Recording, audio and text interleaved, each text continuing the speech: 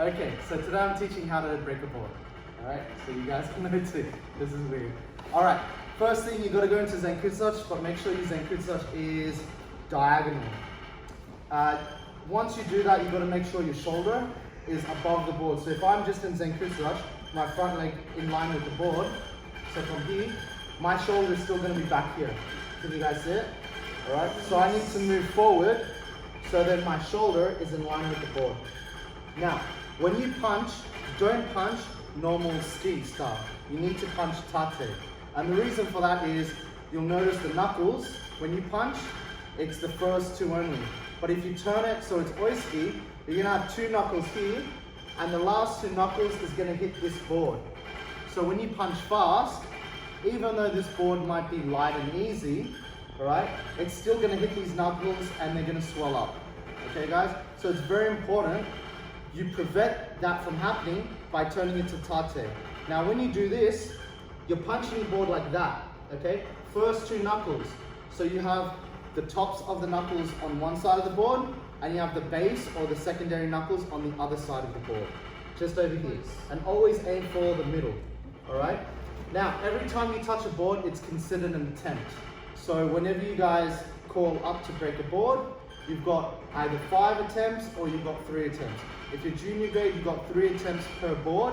If you're a senior grade, you've got 5 attempts for both boards in total. Okay? And the reason why you might think, why do the juniors only have 3, but the seniors have 5, is because a junior might start off with this. A senior might start off with that. Okay? So they could have their 5th attempt to punch this board, right? Or, and then if they're successful, guess what? Then they're going to have to break another board, and hopefully they can break it on their first go. But remember, regardless if you're a senior or a junior grade, you only need to break your first board, okay? For it to be considered as a pass, all right? So if you think of it as you've got to get 50%, one board is already 50%, so at least you passed here, all right? So when you guys go to punch, make sure your shoulder is in line over the board, all right? At the beginning, your fist can kind of touch, but keep it gentle. I don't want to see the boards like bowing, like dipping down, okay? All right, from here, once you've got that ready, now it's very important that you drop onto your knee, because you don't want to just punch with your strength here, because when you guys go for green belt and above, you will actually get deducted points on how you break a board. Because remember, you want technique, all right? So from here, first knuckles, all right? Now my hand is chambered or back here, and I go open, and this is straight. Now notice, my elbow and fist is coming straight down.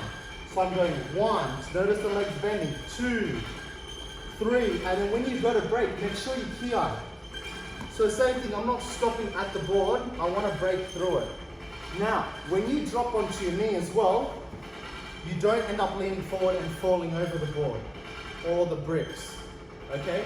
So if you're a smaller person, so for example like Sana and all that, that might be this high or something, you can very well scratch your forearms, even your face on the bricks, okay? All right, so it's very important that when you punch, you have proper posture and you're breaking like this. Yes. All right, so from here, it goes 1, 2, notice I'm not touching the board, and then 3, and then you kiai on the way down. Set! All right, notice how it's still, and then I come back up. Us? Thanks, still.